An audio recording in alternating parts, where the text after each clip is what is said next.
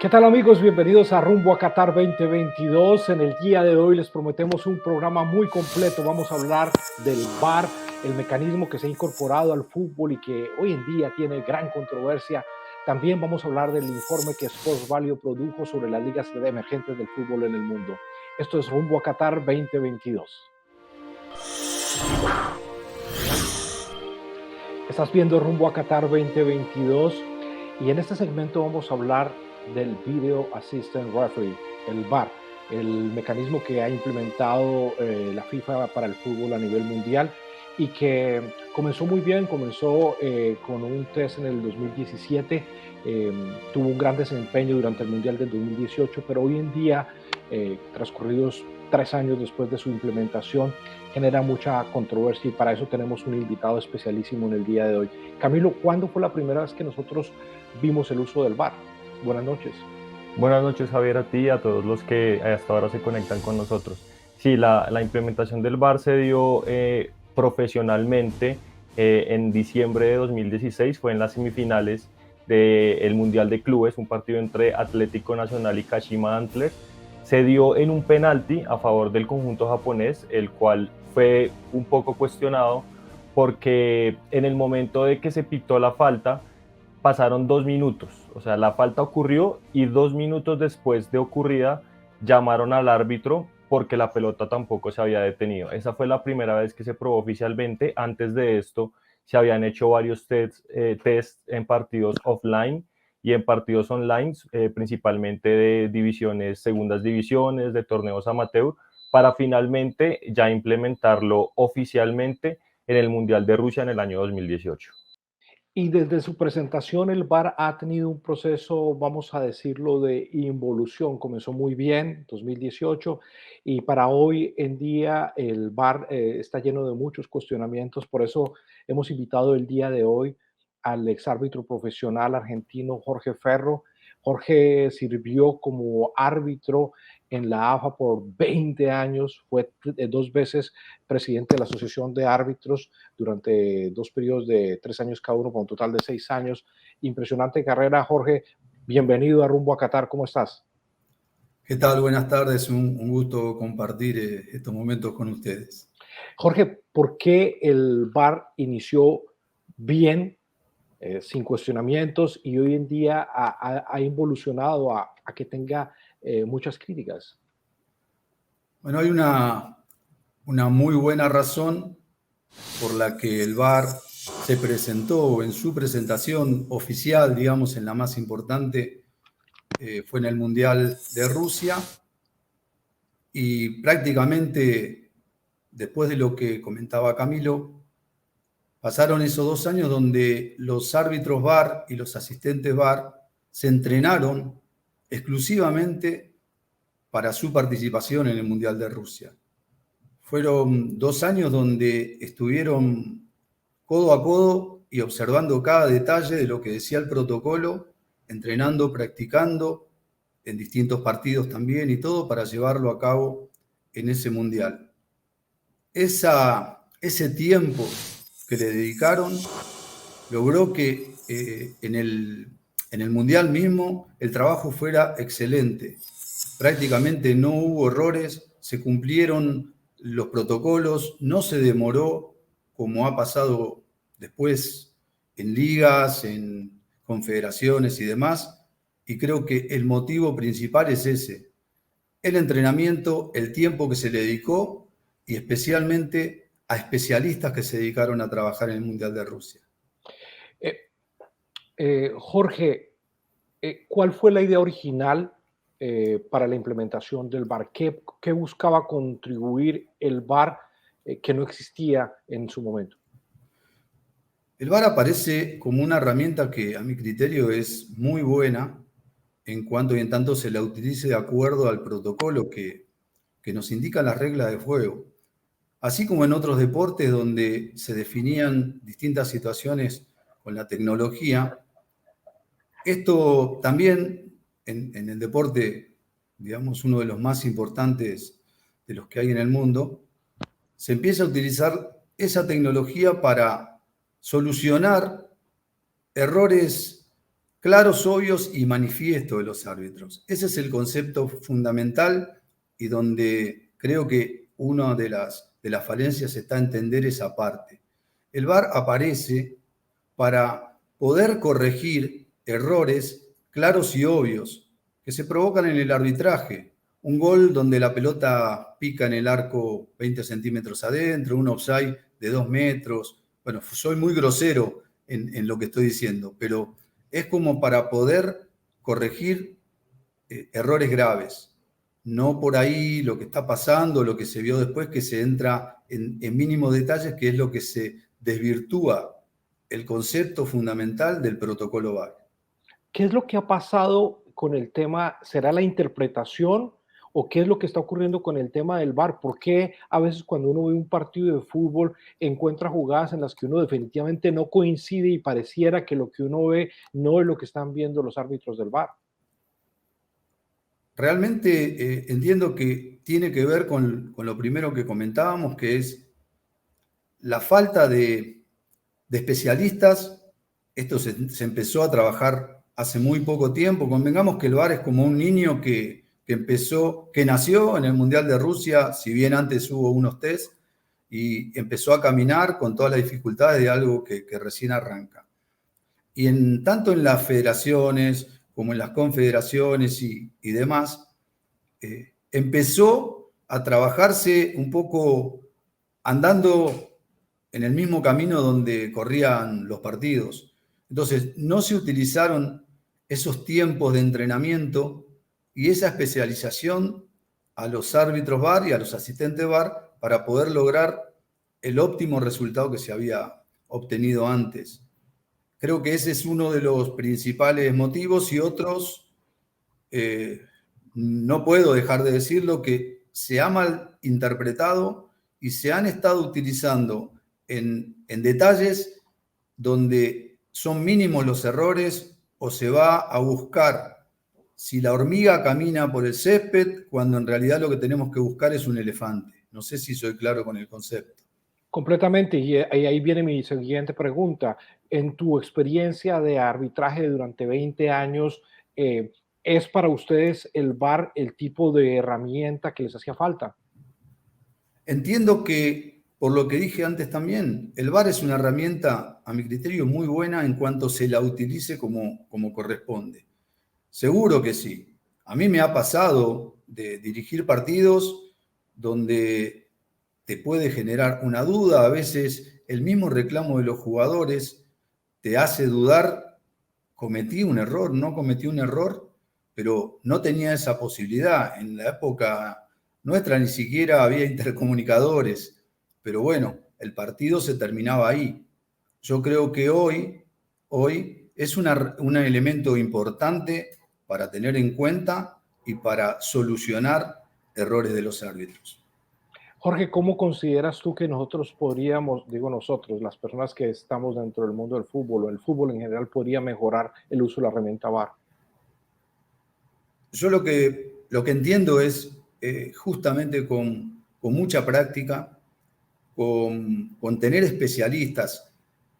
Hace unos cuantos años, en los mundiales, iban árbitros asistentes que eran árbitros centrales en sus países. Entonces, iban con la experiencia de pitar continuamente de centrales y en los mundiales iban a ser de árbitros asistentes. Se dieron cuenta de que no eran especialistas como asistentes, se dio cuenta FIFA y apareció la figura del árbitro asistente, especializando a árbitros para que estuvieran siempre asistentes. Creo que una de las soluciones sería exactamente hacer eso mismo con el VAR. Tener especialistas que se dediquen solamente a ser árbitros VAR y asistentes VAR para optimizar ese funcionamiento y esas decisiones, porque en el fondo la tecnología es la tecnología pura y los que siempre decidimos somos los seres humanos, que son los que están detrás de los monitores, detrás de las cámaras y quienes van a revisar la jugada de VAR. Vamos a ponerle un condimento adicional a esta conversación sobre el tema del VAR y quiero sumar al panel al señor Amir Somoji, Amir es el director general de Sports Value, una firma basada en Sao Paulo, Brasil, que estudia todos estos fenómenos económicos en el tema del fútbol. Amir, ¿cómo estás? Hola Javier, un gusto nuevamente poder estar aquí con vosotros. Jorge, un placer escucharte y aprender un poco sobre el VAR. Desde la perspectiva de ustedes, que siempre le buscan la vuelta al tema financiero del fútbol, ¿qué es lo que tú has observado que el VAR puede ser incluso una oportunidad comercial? Bueno, lo más importante es lo que Jorge comentó, que antes del VAR, si vivíamos con errores muy básicos y si comparamos con deportes con más desarrollo tecnológico como fútbol americano, mismo la NBA, tenis, mismo el voleibol y tantos otros ya muy desarrollados. Entonces, desde el punto de vista de credibilidad del negocio deporte, es fundamental que los errores sean neutralizados. Entonces, desde este punto, ya valora mucho el negocio. Y desde el punto de vista de informaciones que se puede crear desde el punto de vista comercial, hay un dato que me parece muy interesante, que fue en el Mundial de Rusia, fue publicado en Financial Times, que todas las paradas del VAR sumadas en el Mundial de Rusia llegaron a 27 minutos. Y esto, a valores mediáticos, representa algo en términos generales de 19 millones de dólares. Entonces, que, claro, un trozo de eso se podría utilizar para las empresas, pero lo que más me parece interesante es que son paradas que el fútbol siempre trabajó con 90 minutos. Entonces, que si vamos a otros deportes que cambiaron las reglas para que se adecuasen más a las transmisiones, y el fútbol nunca pensó en esto, pero con las paradas del VAR se crea una real oportunidad, no solamente para que en el vídeo, mientras el árbitro esté analizando una jugada, aparezca una marca, como mismo que salga por un instante y aparezca algo interesante desde el punto de vista comercial. Pero para eso hay que pensar también y no dañar la credibilidad del negocio. Entonces, que traer una marca que pueda añadir cosas positivas me parece una idea fantástica, pero no alguna que pueda crear alguna incertidumbre o alguna duda sobre la credibilidad del partido. Correcto. Estamos hablando del caso de casas de apuestas, por ejemplo. Por ejemplo, casas de apuestas. Y comentaba antes que el caso de Fórmula 1, que tiene grandes sponsors que están orientados hacia la precisión, a la innovación tecnológica. Entonces, se puede caminar con valores muy positivos sin añadir marcas que puedan dañar la competición de una manera general, ¿no? ¿Cómo es desde la perspectiva del arbitraje este nuevo enfoque para el tema del fútbol, donde básicamente se ocupan todos los espacios comerciales? Jorge, ¿qué opinión tienes? No, me parece perfecto la apreciación, porque justamente una de las cosas que más se reclaman y de lo que tú me preguntabas acerca de lo que hay que mejorar o que cambiar, es justamente eso, el tiempo que se demora en la decisión, en el control y todo lo demás. Entonces, aprovechar ese tiempo me parecería bueno en todo lo que de alguna manera sabemos que es el negocio de las transmisiones y lo que va sosteniendo a este deporte que tanto amamos nosotros, ¿no? Están viendo rumbo a Qatar 2022. Tengo el lujo hoy de tener como invitados al señor Jorge Ferrer, árbitro profesional durante 20 años, y Amir Somoji, director general de Sports Value en Brasil, hablando del tema del VAR. Y el segmento siguiente va a estar bien interesante porque se trata de las ligas emergentes que hay en el fútbol a nivel mundial y cuáles son las oportunidades comerciales que ellos han descubierto. No se vayan, esto es rumbo a Qatar 2022, ya regresamos. Con la llegada de las vacunas contra el COVID-19, puede que te preguntes, ¿debería vacunarme? Y si lo hago, ¿podré seguir con mi vida sin poner en riesgo a mi familia? Tienes preguntas, y eso es normal. Lo cierto es que las vacunas son seguras y eficaces, salvarán vidas.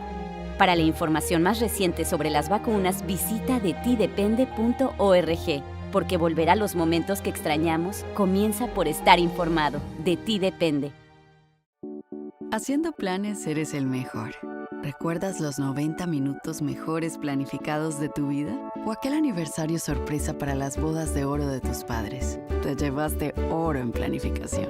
De la misma forma en la que planificas para esos momentos, planifica para protegerte a ti y a los tuyos de un desastre natural. Inscríbete para recibir alertas locales. Prepara un kit de emergencia y haz un plan de comunicación familiar. Proteger a tu familia es el mejor plan que puedes hacer.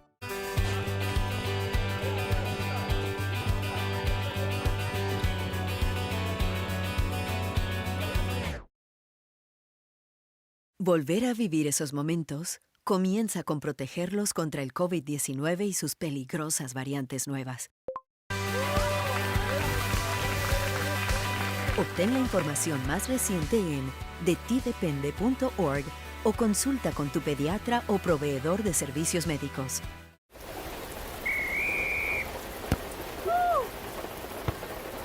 ¡Tú puedes! Sí. Vamos. Dale. ¡Yes! ¡Go! Si los amas como para manejar una hora y alentarlos en la lluvia aunque vayan perdiendo 11-0, entonces los amas como para visitar nhtsa.gov/protegidos y comprobar que van correctamente abrochados en el asiento trasero del auto. ¡Bravo!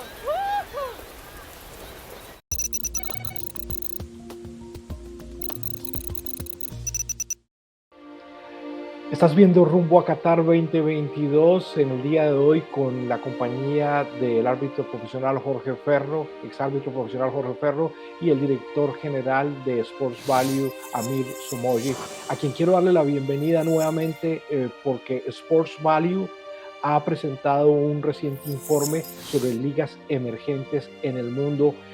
¿Cuáles son las principales conclusiones que ustedes tomaron en este informe y cuáles son las ligas a que ustedes le atribuyen el mayor éxito comercial como ligas emergentes? Amir. Bueno, Javier, muchas gracias una vez más por poder charlar un poco del estudio que finalicé al final de 2021. La primera idea que quería pasar es que lo más importante desde el punto de vista de análisis es que en general siempre miramos hacia élite, es decir, las Big Five Leagues de Europa, Premier League, Bundesliga, La Liga, y nos olvidamos que la gran parte del fútbol está por debajo, es decir, Brasil, Estados Unidos, Rusia, Turquía, otros mercados como Portugal, Países Bajos, Bélgica, Austria, Suiza, bueno, y tantos otros. Entonces, aquí el estudio buscaba comprender cuáles son las ligas emergentes que más facturan en el mundo hoy día. Entonces, el primer puesto en 2020 es de Rusia, un mercado muy importante del fútbol mundial, por estar en Europa, está cerquita de Asia también, y más importante que todo, tiene mucha inversión de los billonarios rusos, ¿no? Los oligarcas rusos, invirtiendo pesado en los clubes, y esto ha creado un fabuloso mercado que, según nuestro report, es la liga que más facturó en el mundo de los emergentes, 965 millones de dólares. Después, MLS, que es la liga que más creció desde el punto de vista de los últimos 10 años, con 825 millones de facturación. Amir, después de la liga rusa, ¿se vislumbra la MLS como la próxima gran liga de importancia en el mundo? Sí, lo que pasa con MLS es que añadió muchas marcas interesantes y es el mercado que más creció desde el punto de vista del fútbol mundial. Si comparamos las audiencias televisivas de los fans de soccer en Estados Unidos de los últimos mundiales, solamente creció. La cantidad de personas que practican el fútbol en Estados Unidos creció, y también el interés por el mercado europeo de fútbol, es decir, hay muchos jóvenes que aman a MLS, que consumen fútbol europeo, entonces que esto fue decisivo. Entonces tenemos Atlanta United, LA Galaxy, LAFC, Seattle Sounders, Portland Timbers, New York City, Toronto, como las grandes marcas en facturación hoy. Entonces que hay muchos datos que comprueban este gran crecimiento del fútbol de Estados Unidos gracias a la organización de la Liga MLS. Hay una cosa que nosotros vemos aquí en Estados Unidos con el tema de los equipos de la MLS, y es que los grandes capitales de dinero o gente que está en ciertas áreas de negocio está invirtiendo fuertemente en el tema del fútbol. ¿Qué han visto ellos, incluso personalidades del área del entretenimiento, como LeBron James, como Dwayne Wade, como muchos artistas que han ganado sus capitales y ahora los están invirtiendo en el negocio del fútbol? ¿Qué han visto ellos en particular en la MLS que los invita a que tomen estas decisiones?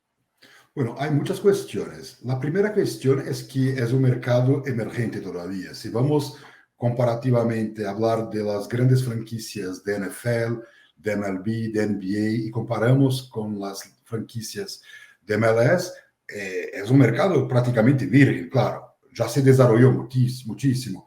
Antes se pagaba como 100 millones de dólares por una franquicia y hoy día no se paga menos que 350 millones, pero si comparamos cuánto cuesta una franquicia de NFL, o por ejemplo, el caso de Clippers, de NBA, que fue vendido por 2.000 millones de dólares. Entonces, que estamos muy alejados desde el punto de vista de MLS en comparación con las ligas. Entonces, me parece una gran oportunidad de comprar barato, algo que seguramente se evaluará con altos valores dentro de unos 5 o 8 años. Entonces, que me parece que esto es también como gran trend de sports marketing, que es el soccer en Estados Unidos. Si yo tuviera dinero, seguramente invertiría en el soccer de Estados Unidos, más que en Brasil.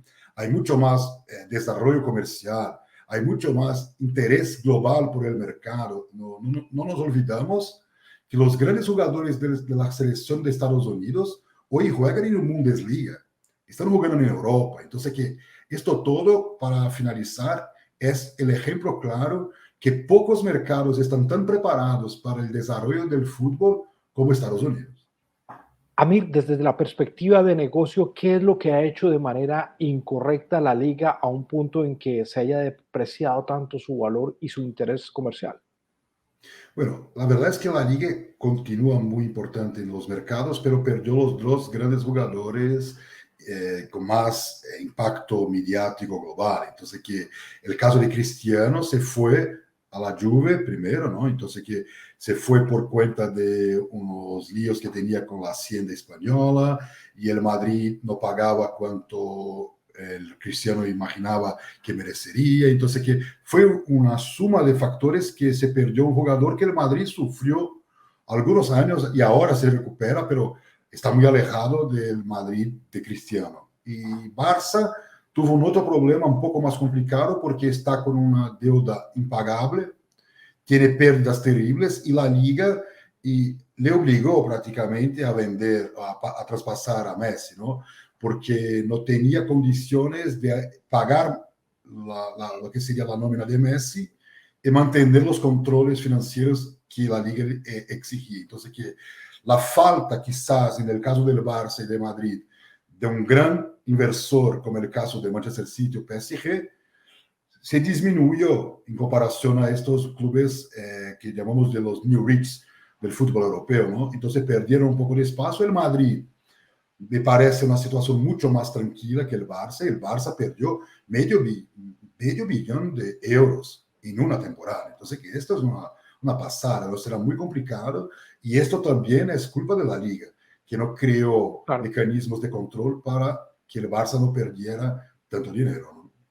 Para volver ahorita al tema de estudio tuyo de las ligas emergentes, quiero cerrar este tema de la liga. En la MLS hace muchos años esos problemas que están enfrentando otras ligas ya están resueltos. Los topes salariales, los jugadores franquicia, la posibilidad de draft de jugadores. Es decir, son estos elementos del modelo que maneja la liga norteamericana de la MLS, modelos replicables en el fútbol a nivel global.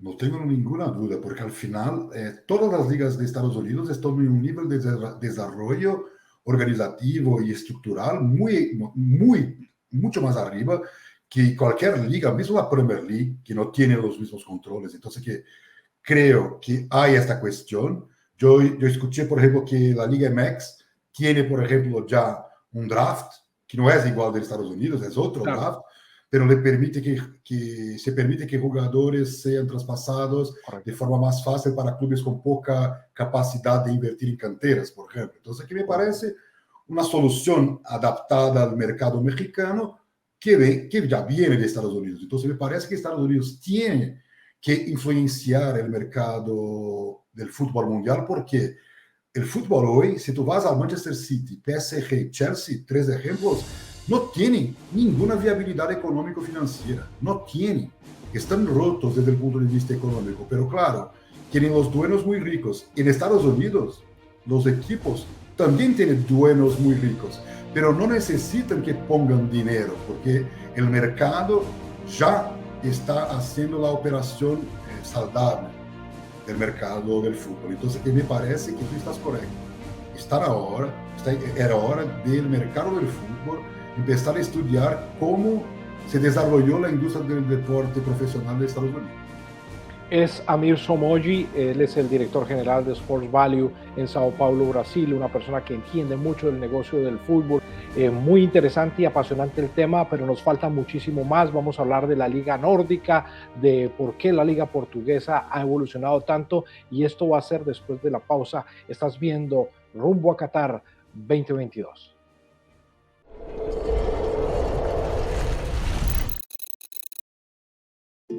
Para Sofía y Gabriel, a pesar de que estas viejas rodillas no pueden seguir su aventura en el bosque el día de hoy, estas flores representan mi amor.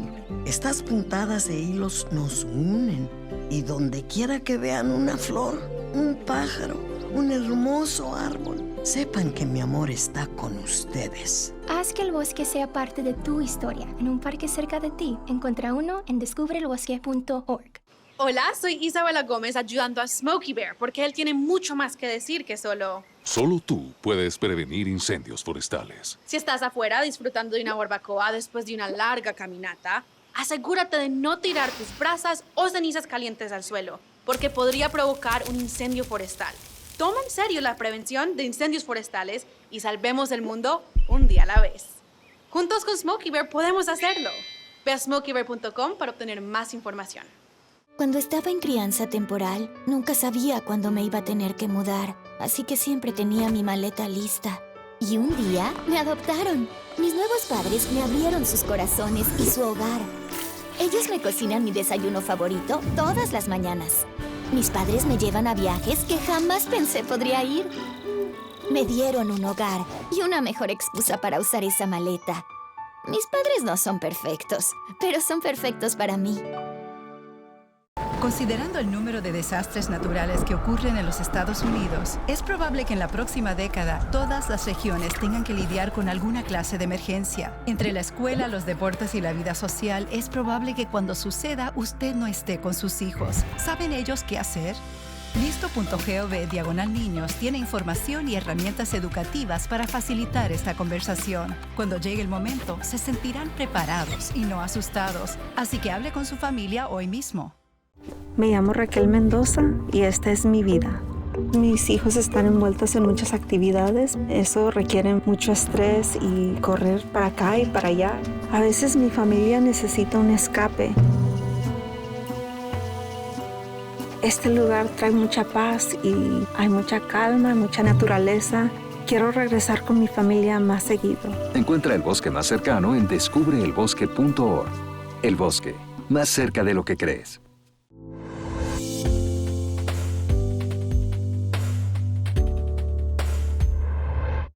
Estás viendo Rumbo a Qatar 2022, hoy con dos invitados de lujo, Jorge Ferro, árbitro profesional durante 20 años, y Amir Somogy de Sports Value.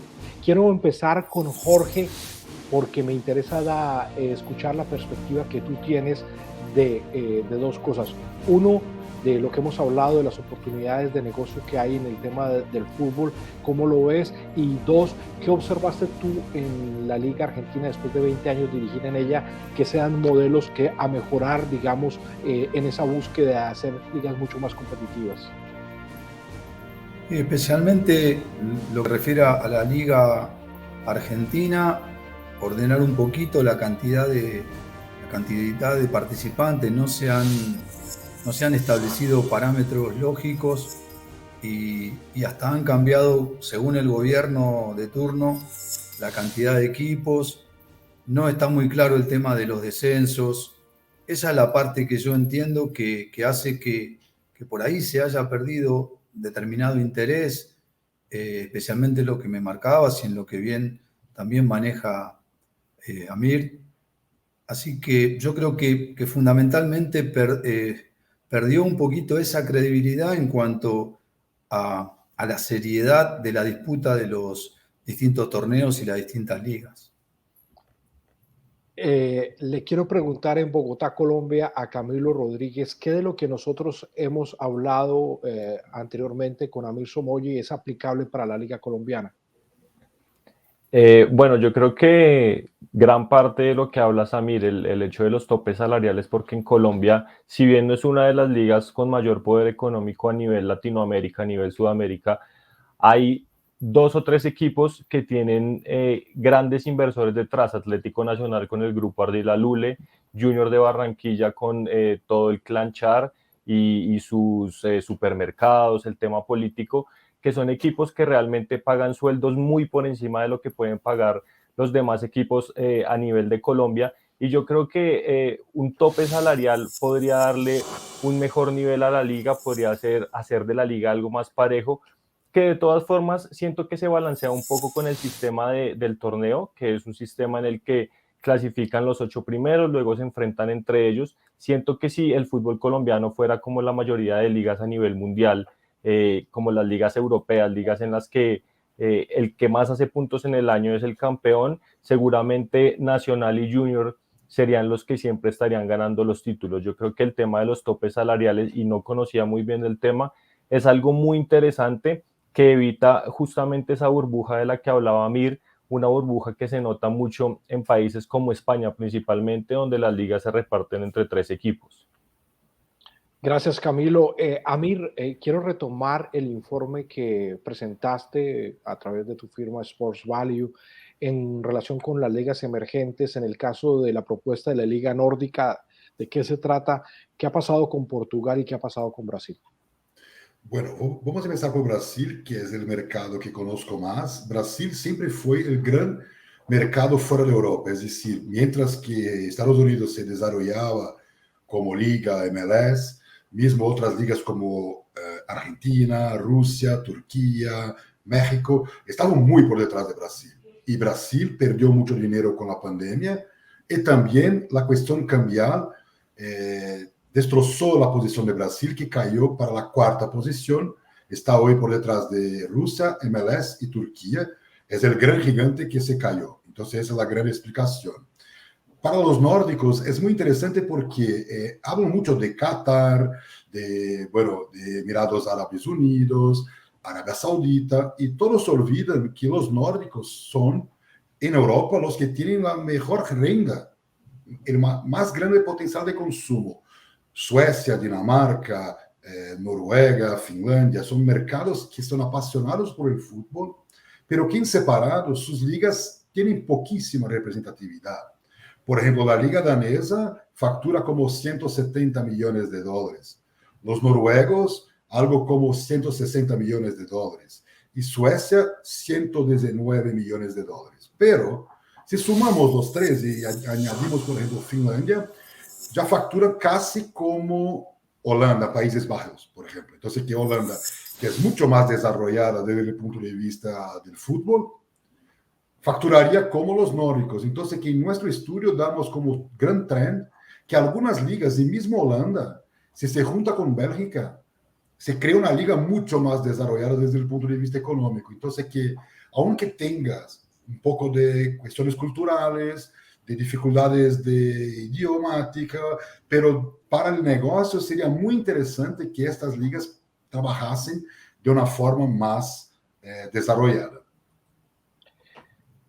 En el caso de Portugal, que es una liga emergente citada en tu informe, tú hablas de el modelo que ellos han creado muy interesante de ser una liga exportadora de jugadores. ¿Me desarrollas un poco la idea, por favor? Bien, esto de Portugal es realmente impresionante porque Portugal es un país muy pequeño, es el país de todos esos que estamos hablando, lo que menos factura, lo que tiene menos renta per cápita de su población. Entonces es un país con mucha dificultad, pero son apasionados por el fútbol. Datos de Nielsen hablan que Portugal es el 4º país con más fanáticos en proporción a su población total, entonces esto explica un poco su éxito, porque tener una pasión por el fútbol ayuda mucho, pero la gran respuesta que te doy es que los clubes portugueses, especialmente Porto, Benfica, Sporting, y también Braga, pero Braga un poco menos, son la puerta de entrada de los jugadores brasileños en Europa. Brasil es disparado el país que más vende jugadores en el mundo. Estamos hablando de un número incomparable con otros mercados, y por cuenta de la cultura, idioma y hasta culinaria y facilidad de adaptación, casi que la gran parte de los jugadores pasan por Portugal. Entonces Brasil en la última década vendió 7.300 jugadores, y Portugal-Brasil es la relación entre países que más generó ventas de jugadores, no la que más facturó. La que más facturó fue España, Inglaterra y Francia, Inglaterra, pero en cantidad de jugadores es Brasil hacia Portugal. Entonces al final Portugal compra muy barato los jugadores brasileños, a veces no paga nada. Tenemos un ejemplo que es fantástico, que es Rulk, un jugador que salió de Brasil gratis, fue a Porto y de Porto fue vendido a Zenit por 50 millones de euros. Entonces es así que Portugal trabajó, y Portugal hoy es el país que más tiene ganancias netas con ventas de jugadores en el mundo. Entonces que, aunque no sea el país más rico de Europa, es lo que más factura neto después de las contrataciones, porque, por ejemplo, Inglaterra, España, Francia venden jugadores, pero gastan mucho más en adquisición de jugadores. Ya Portugal no, venden y permanecen formando nuevos jugadores. Trabajan de forma muy parecida con Brasil, Argentina, Colombia, pero en continente europeo, entonces que ganan mucho más dinero. Sí, también para Colombia, Portugal ha sido, digamos, ese puerto de entrada a toda Europa. Los principales jugadores que en el tiempo reciente Colombia ha exportado, con el caso de James Rodríguez y Falcao García, ellos pasaron por el Porto, pero con ellos una lista muy larga de jugadores: Jackson Martínez, recientemente Luis Díaz, que fue adquirido por 8 millones de euros, una cantidad muy parecida a 8 millones de euros, y hoy se está hablando de que el Liverpool podría pagar 80 millones, es decir, una valoración de casi el 1000%. Este ejemplo únicamente para ratificar lo que tú estás diciendo, Amir. Háblame brevemente, antes de cerrar este segmento, Amir, por favor, del proyecto de la Liga Nórdica. ¿En qué consiste y cómo esta idea pudiera a lo mejor contagiar el concepto en otras ligas del mundo?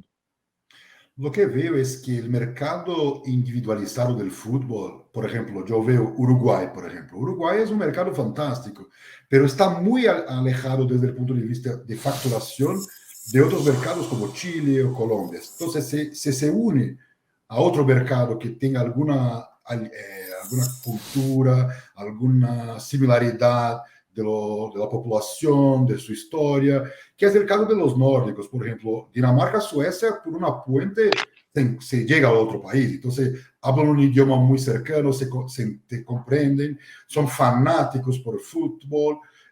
Los clubes daneses, por ejemplo, hay clubes daneses en la bolsa de valores, por ejemplo, que para un país de 6 millones de personas es impresionante. Entonces, aquí yo veo mucha potencialidad, porque son muy ricos, muy apasionados por el fútbol, pero si se permanecen separados, Javier, nunca llegarán a ser una liga emergente en comparación con una liga holandesa o mismo una liga como MLS. Entonces, que con el potencial de desarrollo comercial que podrían crear uniendo las fuerzas de los clubes y crear la primera división, segunda división, tercera división nórdica, ¿por qué no? Porque ahí sería un mercado mucho más amplio y mucho más atractivo para inversores. Una pregunta final para cerrar este segmento, Amir. Nos faltan un par de temas muy importantes para abordar en el programa, pero en Sudamérica en particular, ¿qué podríamos aprender de este informe que tú has presentado en el día de hoy para elevar la calidad del fútbol que nosotros tenemos y elevar la competitividad de nuestras ligas? Bueno, la gran información del informe para Latinoamérica es que si vamos a permanecer vendiendo solamente jugadores, si nuestro mercado está orientado hacia formar jugadores con calidad, jóvenes, y vender lo más rápido para Europa, para que equilibren las cuentas de los clubes, nos alejaremos de las grandes ligas emergentes. Es decir, Rusia no está ahí para comprar y vender jugadores, está ahí para desarrollar el fútbol como entretenimiento. Turquía, lo mismo, estaba leyendo los naming rights de los equipos turcos con sus estadios. Entonces, que estamos hablando de una cultura mucho más desarrollada que Latinoamérica. Y Turquía es un mercado emergente comparativo a Brasil, Argentina, Colombia y tantos otros. Entonces, que yo veo que si no vamos nos orientar al desarrollo del mercado de consumo del fútbol y vamos a permanecer por cuestiones hasta económicas de cambio, ¿no? Porque es casi imposible hoy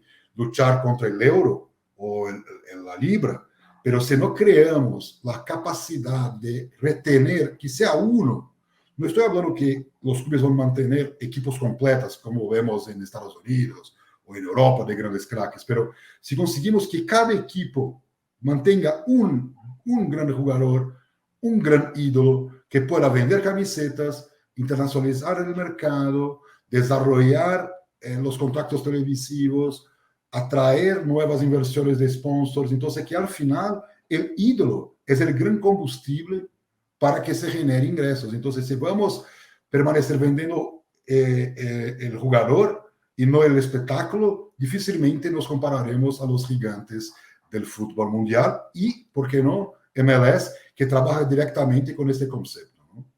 Si me permites, quiero agregarle un concepto antes de cerrar el segmento a tu informe sobre las ligas emergentes presentado por Sports Value. Es Amir Somoyi, el director general de Sports Value en Sao Paulo.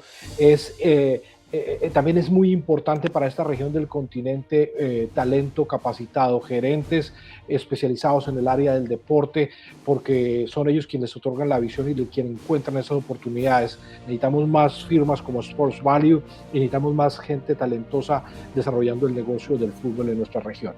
Estás viendo Rumbo a Qatar 2022. Después de la pausa voy a regresar con el árbitro profesional Jorge Ferro, que por 20 años fue árbitro en Argentina. Tiene mucho para contarnos. Queremos hablar de cuál es el presente del arbitraje en el mundo entero y cuáles son las oportunidades que tenemos de cara hacia el futuro. Esto es Rumbo a Qatar 2022. Ya regresamos.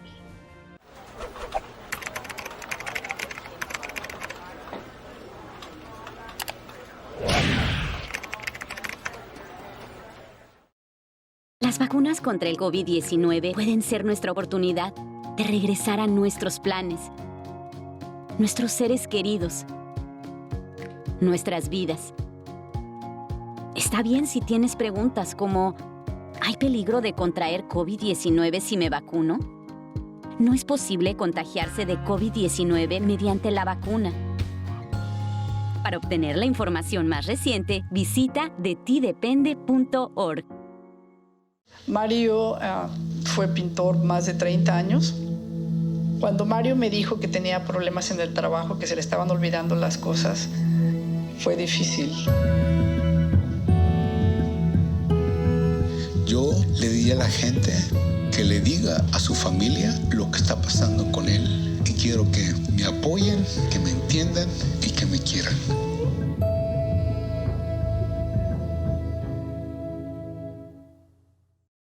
Con la llegada de las vacunas contra el COVID-19, puede que te preguntes, ¿debería vacunarme? Y si lo hago, ¿podré seguir con mi vida sin poner en riesgo a mi familia? Tienes preguntas, y eso es normal. Lo cierto es que las vacunas son seguras y eficaces, salvarán vidas. Para la información más reciente sobre las vacunas, visita detidepende.org, porque volver a los momentos que extrañamos comienza por estar informado. De ti depende.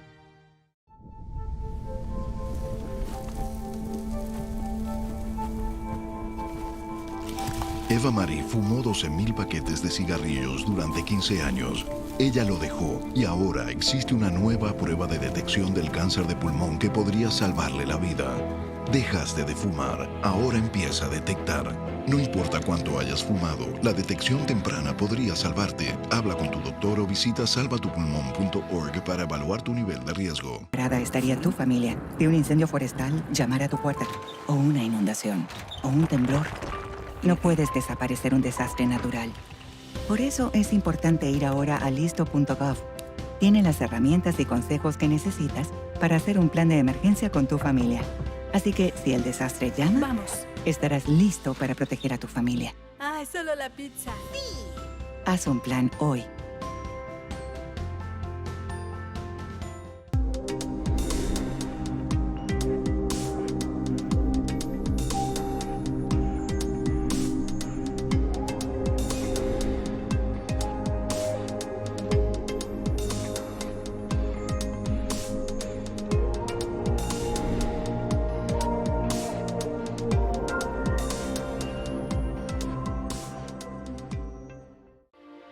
Estás viendo Rumbo a Qatar 2022, el programa de Fan Network TV de cara a la cita mundialista que se celebrará este año en noviembre en Qatar, el primer mundial que se juega en el mundo árabe. Y tengo el gusto de traer nuevamente a Jorge Ferro.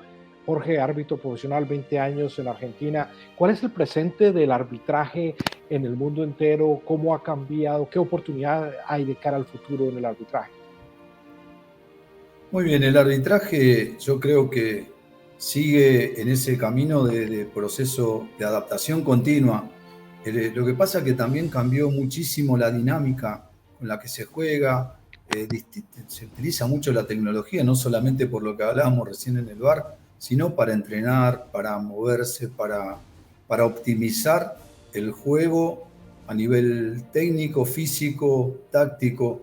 Y el arbitraje o el árbitro en sí tiene que adaptarse a esa situación y se hace muy difícil. Yo comparo el fútbol de hoy con el que a mí me tocaba dirigir y veo que es totalmente distinto. Hay menos espacios, hay mucha más velocidad, hay mucha más dinámica. Entonces creo que es una adaptación continua. Yo creo que mucho va a tener que ver esta buena utilización del VAR, como hablábamos antes, para optimizar el tema del arbitraje. Le quiero preguntar a Camilo Rodríguez en Bogotá, Colombia, ¿cuál es el presente del arbitraje en Colombia? ¿Qué se comenta? Y lo mismo, ¿qué oportunidades tú ves de mejoramiento en la Liga Colombiana? Bueno, yo creo que el arbitraje colombiano a nivel Sudamérica está bien posicionado, lo podemos ver en la cantidad de árbitros FIFA que da nuestro país. Sin embargo, bueno, ha habido algunos errores, sobre todo en el tema de la aplicación de VAR.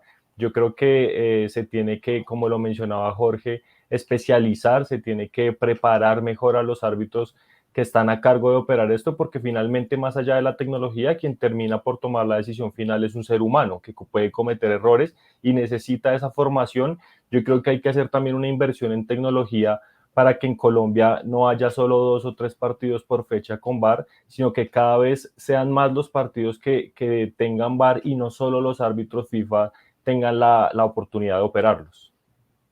Jorge, la FIFA constantemente está actualizando a través de la división que legisla, digamos, en términos de fútbol, está modificando permanentemente las reglas. ¿Tú le atribuyes a estas modificaciones constantes? El tema de la mano, por ejemplo, es un tema que permanentemente se está modificando. El tema de fuera de lugar siempre se le agregan criterios nuevos. ¿Tú crees que esas modificaciones permanentemente del reglamento influyen también en la confusión que a veces se presenta? Exactamente. Sabemos que una vez al año se toman esas modificaciones a la regla. En este último no hubo tanto, pero en el anterior sí hubo muchísimas y eso confundió. Yo creo que ellos lo van haciendo también un poco con esa dinámica, con esos cambios que yo mencionaba antes. Entiendo que tienen que posesionarse ya en una decisión real y continua, para que no haya tantas modificaciones, porque no solamente confunden al público o a los periodistas, todo lo que transmiten y trasladan esas ideas, sino a veces a los mismos árbitros. Yo creo que tienen que de una vez por todas modificar lo menos posible, sí trabajar donde hace falta, como la mano ya se modificó mucho, paremos ahí para mejorar. Amir, el año pasado tú hiciste un informe muy interesante sobre el tema de audiencias en el tema del fútbol y tú le atribuías justamente lo que acaba de mencionar Jorge al tema de credibilidad en las instancias decisivas, en las instancias de arbitraje, el hecho de pérdidas de audiencia en demográficos como por ejemplo el de 16-24 años. ¿Me elaboras un poco esa idea, por favor? Sí, hubo en el medio de la pandemia el año pasado un gran informe de European Clubs Association, ECA, que publicó un informe asustador, que explicó que, claro, el target principal del fútbol siempre fue el joven de 16 hasta 24 años, siempre. Cuando hablábase de inversiones de sponsorización, siempre pensaba en un joven de 16, 18, 20 años. Y este joven, según el informe, es lo que menos le interesa al fútbol hoy día. 40% de los jóvenes de 16 hasta 24 años declararon que no tienen ningún interés por el fútbol. Una locura, pero las explicaciones. Una cuestión es que están hoy orientados hacia no tener mucha paciencia, no tienen tiempo, creen que es monótono. Bueno, eso sería una explicación más funcional del negocio. Pero hay una cuestión que me asustó mucho, que estos jóvenes son gamers. Están acostumbrados a jugar, por ejemplo, FIFA, PES, y ahí no hay equívoco. Ahí hay el replay. Entonces, su ADN es de aceptar el partido sin equívocos. Y cuando vamos al fútbol, hay una visión de falta de credibilidad, de juego sucio, de, bueno, no claridad en todo. Te doy el ejemplo de NFL, el árbitro para, abre el micrófono y charla con 80,000 personas sobre lo que pasó. Si vamos al VAR en Brasil, que conozco bien, no pasan la imagen, la gente percibe que hay alguna manipulación, entonces es muy feo y está alejando el joven que prefiere el eSports, por ejemplo, o que prefieren el fútbol americano o ligas europeas al deporte en Brasil, por ejemplo. Excelente, es Amir Somoyi, el director general de Sports Value, una persona que nos aporta una visión muy nutritiva en materias comerciales. También Jorge Ferro, árbitro argentino durante 20 años, que nos ha acompañado en el día de hoy en rumbo a Qatar 2022. Nos queda un segmento más, les prometemos que es imperdible lo que falta, no se vayan, ya regresamos con más de este rumbo a Qatar 2022. Haciendo planes eres el mejor. ¿Recuerdas los 90 minutos mejores planificados de tu vida? ¿O aquel aniversario sorpresa para las bodas de oro de tus padres? Te llevaste oro en planificación. De la misma forma en la que planificas para esos momentos, planifica para protegerte a ti y a los tuyos de un desastre natural. Inscríbete para recibir alertas locales. Prepara un kit de emergencia y haz un plan de comunicación familiar. Proteger a tu familia es el mejor plan que puedes hacer.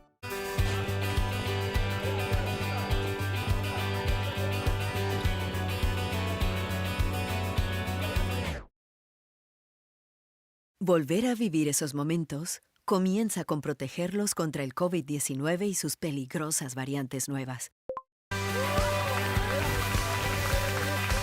Obtén la información más reciente en detidepende.org o consulta con tu pediatra o proveedor de servicios médicos.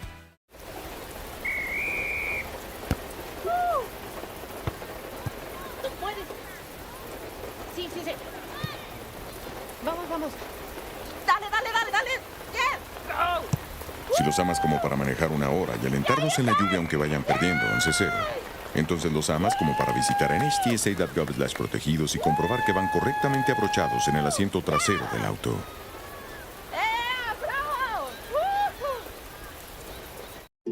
Para Sofía y Gabriel, a pesar de que estas viejas rodillas no pueden seguir su aventura en el bosque el día de hoy, estas flores representan mi amor.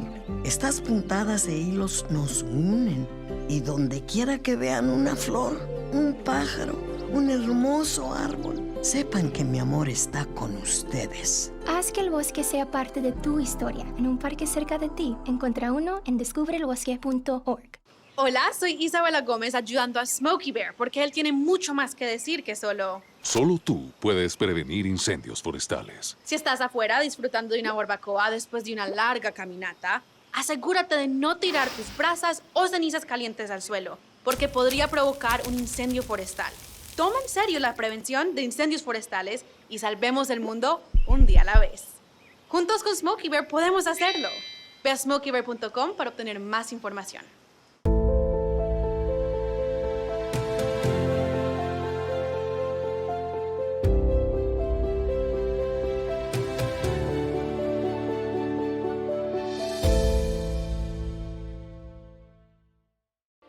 Gracias por continuar con nosotros en Rumbo a Qatar 2022 a través de las redes sociales @FanNetworkTV y todas las estaciones de radio y televisión que retransmiten nuestra señal. Es un gusto que estén con nosotros en el día de hoy. Vamos a cerrar el programa con quiero pedirle a Jorge Ferro y que se sumen los demás miembros del panel, porque hay una anécdota que yo quiero, Jorge, con tu permiso, si es posible, que podamos registrar, que me contaste tú fuera de cámaras, relacionadas con tu última experiencia de árbitro profesional. ¿La podemos contar? Por supuesto, sí, ya ha pasado mucho tiempo. Vamos a contarla con la compañía de Amir y de Camilo, porque creo que es una bella manera de cerrar este programa en el día de hoy. Y se trata de una de tus últimas experiencias como árbitro, justamente pitando al club de tus amores. Exactamente, sí, fue justamente, y ahí hago también un poco el reflejo a toda mi historia como árbitro, porque como todos sabemos, el árbitro es alguien a quien le apasiona el fútbol, y de hecho tenemos nuestro club y todo lo demás, que obviamente cuando uno le toca entrar en este ámbito arbitral, se despoja de toda esa pasión y todo lo demás que siente por ese equipo, pero bueno, todo está ahí, y obviamente trata de ser imparcial y todo lo demás. En mi último partido me toca dirigir al equipo del cual yo siempre fui hincha, que es Racing Club de Avellaneda, frente a Newell's, en cancha de Newell's, despedida. Arranca el partido, Racing hace un gol tempranero, partido tranquilo, último partido de la temporada, sin ningún problema en la tabla ninguno de los dos equipos, y el partido se desarrolla normalmente. En mi cabeza pasaba que era mi último partido, me despedí ahí, tenía a mi hijo, también obviamente hincha de Racing, detrás de un cartel de publicidad que continuamente me hacía seña con el dedo de que todo iba bien, que el partido estaba bien dirigido y todo lo demás. Transcurre ya los últimos minutos del partido, Racing ganando 1-0, viene un centro al área, un jugador de Racing quiere rechazar y se lleva puesto al delantero de Newell's, penal clarísimo, obviamente pito el penal como corresponde, como correspondía. En toda mi trayectoria traté de ser lo más justo posible y también ameritaba ahí. Pito el penal y nadie me protesta, un penal clarito. Miro hacia la derecha porque ahí estaba mi hijo para que me corroborara con su dedo como siempre lo había hecho y no paraba de insultarme. No paraba de insultarme y digo, bueno, ahí se vio reflejado la pasión, se vio reflejado la historia mía dentro de un campo de juego y también, bueno, que a la hora de pitar seguía siendo lo más justo posible y me había olvidado de esa pasión que tenía por el club de mis amores. Jorge, pero la historia no termina ahí, porque viene ¿qué pasa después de que pitas el penal? Bueno, el final, me acerco a Campagnolo, que era el arquero de Racing en ese momento, como todos los árbitros que le dicen no se mueva de la línea, no se adelante, por favor. Y mi hijo no para de insultarme, si lo atajás me haces un favor. Así que patea el penal Bellucci, Campagnolo lo ataja, termina el partido y bueno, todos en paz, en familia. Este es Jorge Ferro, árbitro profesional, 2 veces presidente de la Asociación de Árbitros de Argentina. Es un lujo para nosotros haberte tenido en el día de hoy. Gracias por compartir esta anécdota tan hermosa con nosotros. Gracias a ustedes, fue un gusto compartir. Camilo, Amir y Javier, muchas gracias por esta charla. Amir Somoji en Sao Paulo, Brasil, sigue dándonos luces en el tema del negocio del fútbol y sigue aportándole toda esta lucidez que tú le das al negocio, por favor. Muchas gracias, para mí siempre un placer. Gracias por habernos acompañado el día de hoy en Rumbo a Qatar 2022. Sigan conectados a través de nuestras redes @FanNetworkTV y #FanNetworkTV. Siguen avanzando los días, las semanas, las noches para la cita de noviembre de Qatar 2022. Les prometemos, regresaremos con mucho más. Que tengan una feliz jornada. Nos vemos pronto.